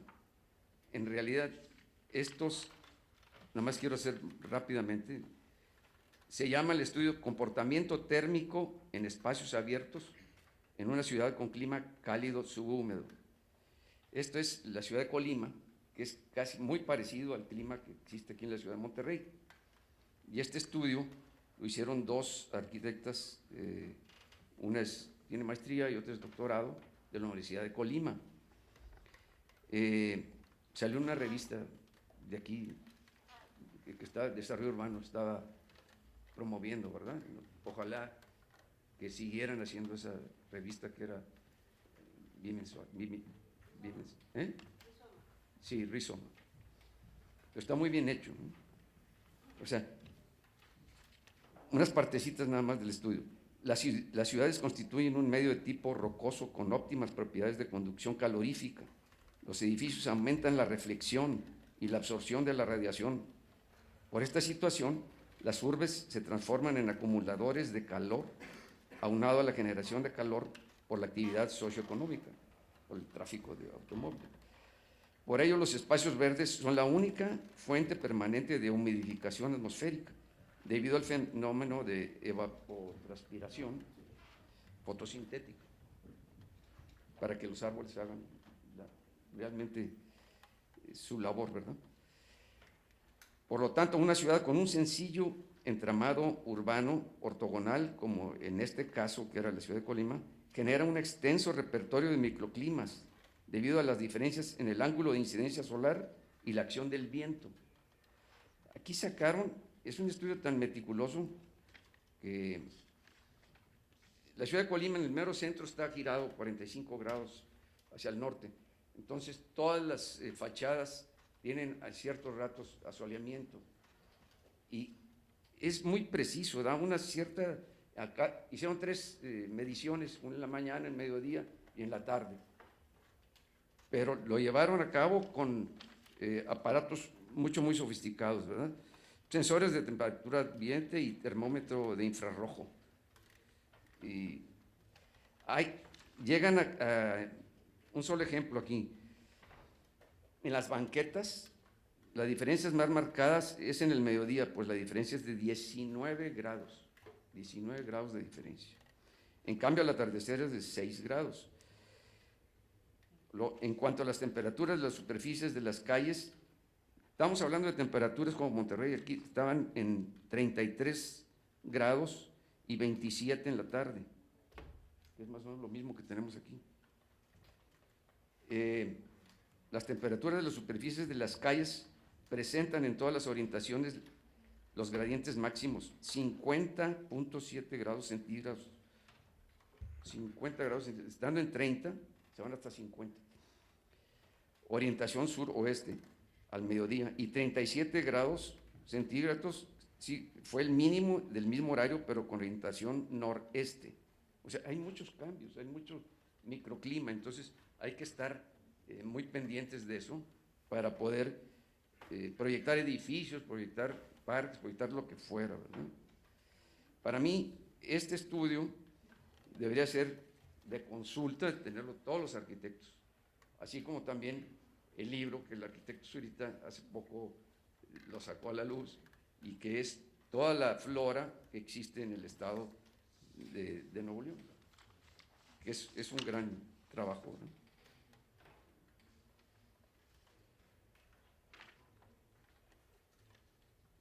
Quisiera comentarles nada más rápidamente un ejemplo significativo que me acaba de suceder, pues ahora me tocó intervenir hace como 4 meses en el Centro Médico Zambrano de León, que es un proyecto de L+L, Legorreta, algunos de ustedes lo reconocen, y se trata de 10,000 metros cuadrados de área verde, el 80% sobre losas de concreto de los estacionamientos.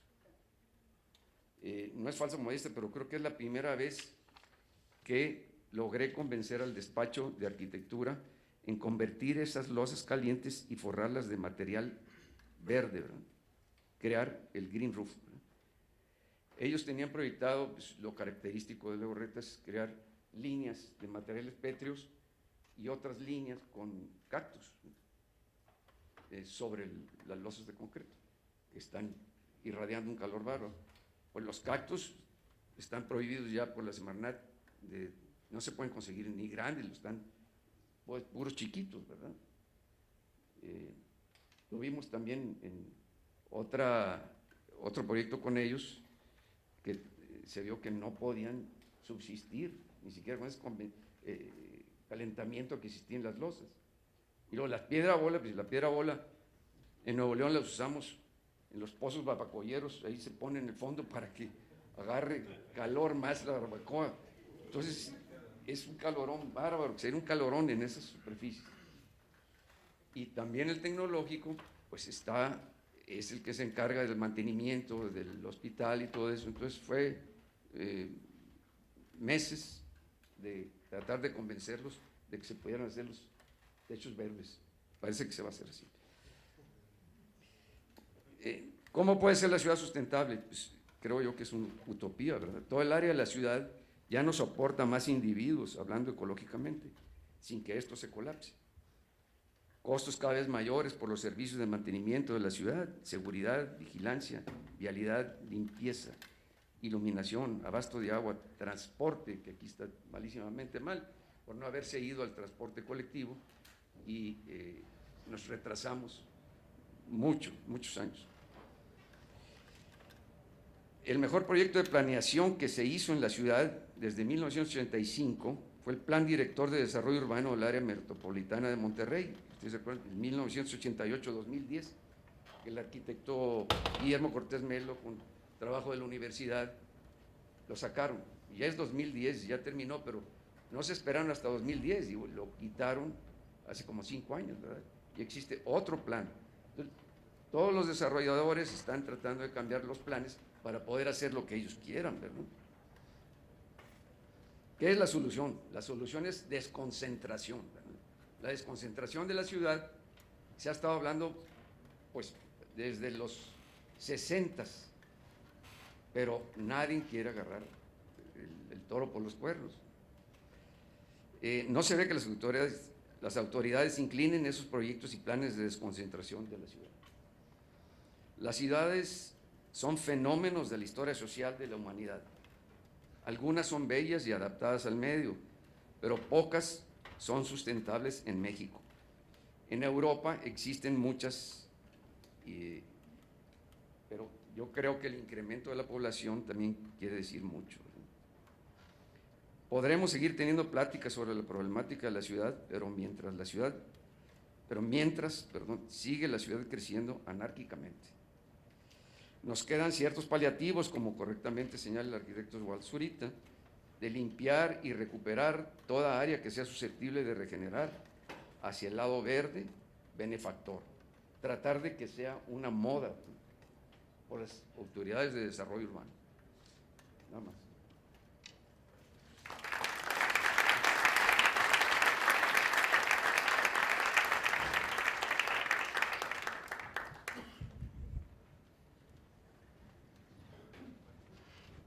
Bueno.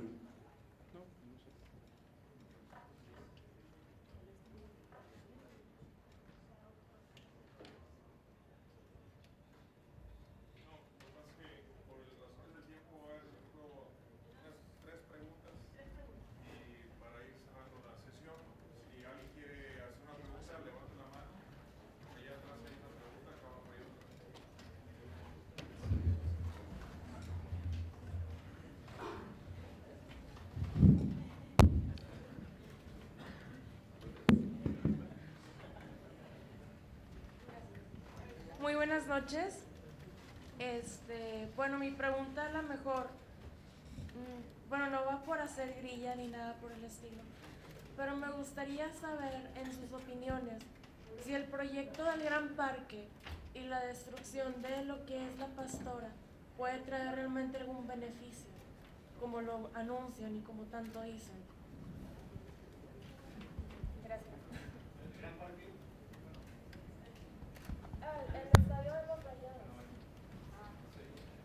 Hago referencia al Estadio de los Rayados, que lo quieren hacer en el único bosque urbano que nos queda en la ciudad de Guadalupe.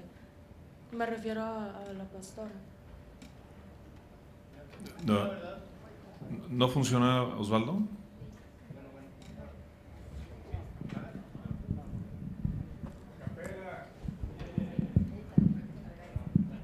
La verdad, no sé.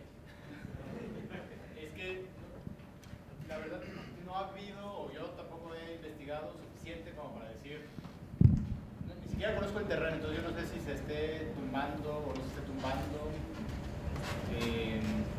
Mi opinión en los proyectos de ese tipo es que siempre damos mucha más importancia a, o sea, como que la liga es distinta a como yo creo que podría ser. La liga siempre se hace de proyectos de ese tipo, es empresa dice, oye, pues quiero hacer un estadio o lo que sea. Gobierno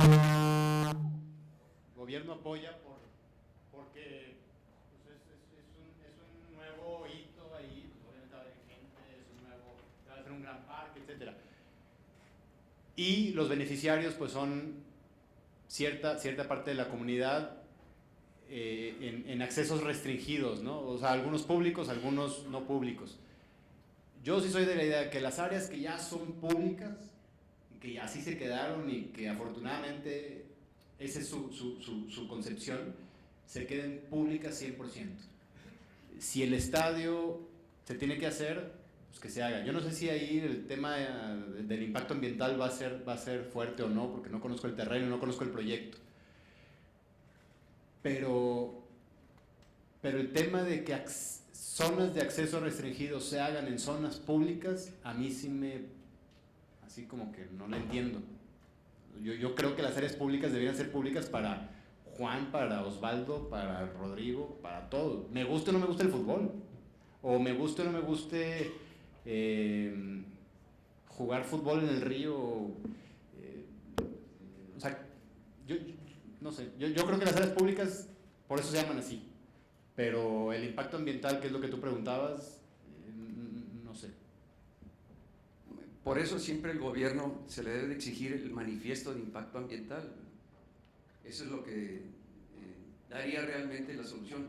Pero es que el dinero es lo que está también aquí otra vez en juego. Se le está dando una concesión de creo 90 años o 60 años a cervecería para que explote eso. Pero también es de utilidad pública porque pues, es un campo de fútbol, aunque podría estar en otra área. Porque sí, las áreas son lo que estamos hablando, son áreas susceptibles de regenerar para la ciudad.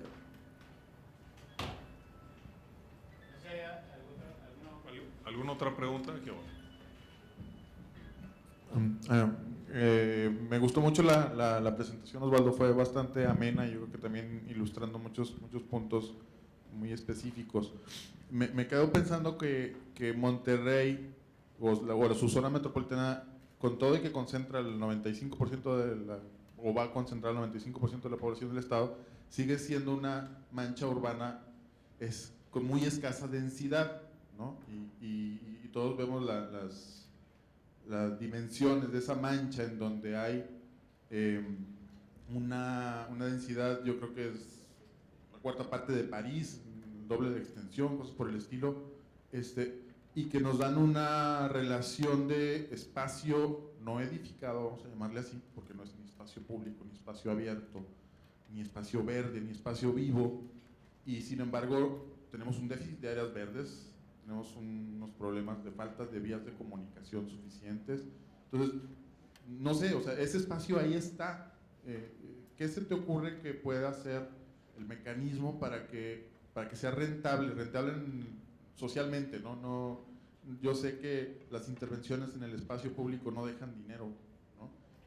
Y son un problema de mantenimiento, o sea, son las realidades que tenemos ahora, ¿no? ¿Cómo podemos estoy totalmente convencido que somos la sociedad los que tenemos que mover estas cosas y los que tenemos que, en principio, estar obligados a saber si un estadio ahí es conveniente o no. O sea, nosotros para poder exigir tenemos que saber. y no sabemos, desgraciadamente, ¿no? Pero ¿cómo podemos articular nuestros esfuerzos como profesionales, los que estamos aquí, para que esto funcione? Mostraste ejemplos exitosos de todas partes, ¿no? Ejemplos de espacios recuperados. ¿Cuál es el secreto, así, si lo pudieras, o qué entiendes tú que puede ser ese secreto para que cosas como Central Park, ¿no? Que a lo mejor pocos sabemos que es un parque casi artificial en su totalidad, ¿no? Recuperar un pantano y es el símbolo de una ciudad. ¿Cómo se hace eso? Mira, la pregunta hasta donde metiste el Central Park ya casi tenía la respuesta. El Central Park es un proyecto que hoy conocemos como exitoso y es el gran corazón de Nueva York y todos nos gusta o nos gustaría ir, etcétera. Pero pues lo estamos viendo versión Central Park 200 años después o 160 años después. Cuando se plantó, obviamente no era lo que es ahorita. Y muchas veces aquí nos sucede que pues sí queremos efecto inmediato, ¿no? Como decía Rodrigo ahorita, el Parque Fundidor es un proyecto a largo plazo y ahorita empieza a verse, ¿no? O sea, ahorita empieza a verse esa masa y esa masa vegetal y demás. Yo creo que uno es plantearnos bien las cosas para aplicarlas y siempre decirle a todo mundo, ya sea cliente, sociedad, todo. La naturaleza no es como la arquitectura. O sea, el paisajismo no es como la arquitectura. La arquitectura la construyes y ese día que entregas la llave al cliente está 100% terminada. Y mal si no. O sea, mal hecho si no está del 100, ¿verdad?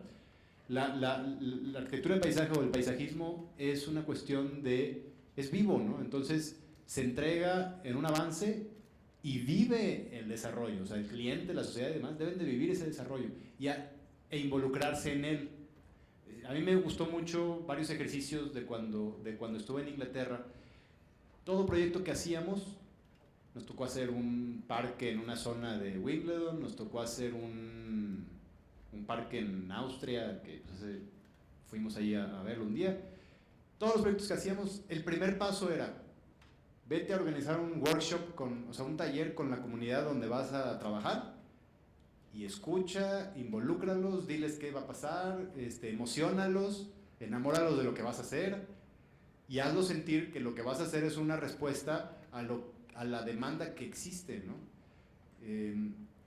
Y al parecer, digo, los hacíamos así, no porque yo haya llegado con las ideas mexicanas de vamos a hacerlo así, porque allá todo se hace así y es como se hace. O sea, nunca empiezas un diseño de un área pública o de un área de encuentro, aún en un área privada, ¿no? En un parque corporativo. Finalmente las áreas verdes o exteriores son un área de encuentro de varias oficinas que ya no tienen un programa real. O sea, una cosa es que la gente te diga, o el cliente te diga, necesito 3 oficinas de este tamaño, 2 de uno para el dueño, otras para los auxiliares, etc. Y las áreas públicas son más bien más flexibles, ¿no? Donde la gente va a ir a alejarse un poquito de ese trabajo. Entonces, si no sabemos qué esperan y no somos más intérpretes de lo que se busca, pues si yo me siento un día a diseñar un parque y en la vida he ido a ver quién lo va a usar o qué falta y yo le pongo alberca y no sé qué y la gente de ahí, ves una comunidad que por alguna razón tuvieron una mala experiencia, algún vecino con un niño ahogado y entonces ya no quieren ver albercas y yo le voy a poner una alberca, pues va a ser el parque ganador de un premio si quieres porque la alberca. Pero no va a funcionar. Yo creo que en los temas de paisajismo es involucrar a la gente mucho más abierto, o sea, ya no nada más al cliente, sino mucho más abierto y siempre decirle al cliente o a quien sea que es una cuestión de largo plazo y que el momento que yo entregue diseño y que el constructor entregue la obra depende de la comunidad que rodea ese proyecto que funcione a largo plazo, o sea, que se convierta en un Central Park o que se convierta en un parque como los que veíamos en Inglaterra. Eso más o menos contesta. ¿Quieres contestar algo, Rodrigo? No, nada más hacer una aclaración que Central Park es un parque natural. Está nada más en las áreas de pasto con irrigación, pero todo lo demás es bosque y había unos grandes montículos de roca, por eso lo escogieron ahí, esa zona desde que se hizo, desde que Frederick Law Olmsted hizo ese diseño, 1800. Una última pregunta. Ya no hay otra pregunta. Bueno, pues muchas gracias por estar y seguimos para cerrar la sesión. Bueno, quería, hablando de comunidad y hablando de que todos tenemos una chamba que hacer, quería invitarlos a los que se quedaron el 24 de abril, que es sábado y ya es muy próximo, festejamos, muchos no lo saben, pero ese es el chiste que ahorita ya vamos a empezar a decirlo más. Festejamos el Día del Árbol Regiomontano o Metropolitano o de nosotros, ¿no? Y es un día en el que se planta un árbol insignia en el Parque Fundidora. El año pasado fue el primer Día del Árbol Regiomontano. Se plantó un árbol que conmemora ese día. Y este 24 de abril tenemos un evento en el que van a suceder varias cosas. Va a haber una conferencia muy interesante de una persona que ganó el equivalente al Premio Nobel de Medio Ambiente. Es un oaxaqueño, es alguien muy mexicano y es alguien que viene a Monterrey a darnos una conferencia de todos los trabajos que ha estado haciendo en Oaxaca. Va a haber otras conferencias de varios temas de este estilo. Vamos a tener talleres de compostaje, ¿de qué más? De energías alternativas. Vamos a tener concursos también. O sea, es un poquito decirle a la gente, o invitar tanto a la gente que esté pasando por el Parque Fundidor como los que van a ir a alguna de las conferencias o talleres, un poquito transmitir todo esto y empezar a darle a la comunidad ese poder de decisión y todo. Perdón. El evento es en el Parque Fundidora. Las conferencias específicamente son en el Centro de las Artes, el edificio contiguo a Cineteca. Y todo lo que son talleres, expositores, porque va a haber ciertas empresas sustentables o que venden algún producto que apoya estas iniciativas, van a estar en el espacio, en el patio afuera de la Cineteca. Esa explanada de concreto que está ahí a la puerta de la Cineteca, ahí va a haber evento también. La conferencia magistral es a las 11 de la mañana. 11 de la mañana. Empieza el evento a las 10. Empieza a las 10 el evento. Con una ceremonia oficial que los invitamos y a las 11:30 empiezan las conferencias. Así es. Y a partir de ahí se termina esa conferencia y comienzan talleres más. Hay otro par de conferencias, talleres. Hay mesas redondas que van a ser interesantes porque ahí sí hay un tema ahí de discusión y pues el chiste es que todo el que ande ocupado o desocupado, el que ande desocupado pues que vaya, el que ande ocupado pues que se desocupe y vaya al Parque Fundidora. Va a estar muy rico y es también el día se escogió por dos cosas. Bueno, por una cosa principalmente, es el 21 de abril realmente el Día del Árbol. Lo pasamos al 24 porque es sábado. El 21 de abril es por el aniversario de Ángeles Zapata, que fue una persona que impulsó mucho este tema ambiental aquí en Monterrey. Y también, coincidentemente y afortunadamente, pues está muy cerca del Día de la Tierra, entonces también entra como parte de las festividades del Día de la Tierra. Entonces ojalá realmente nos puedan acompañar, va a estar bien interesante. Sí, muchas gracias. Gracias por la invitación. Agradecemos la participación del arquitecto Osvaldo Zurita y por su excelente conferencia, les damos las gracias.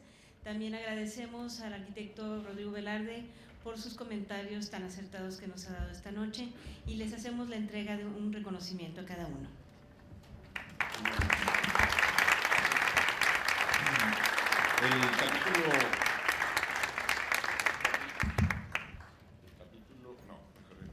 El capítulo en Monterrey de la Academia Nacional de Arquitectura de la Sociedad de Arquitectos otorga el presente reconocimiento al arquitecto Osvaldo Zurita Zaragoza por su contribución a esta.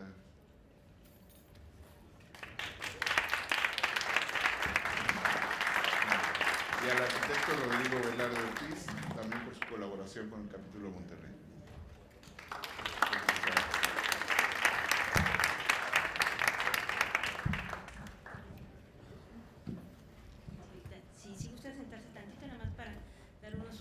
avisos.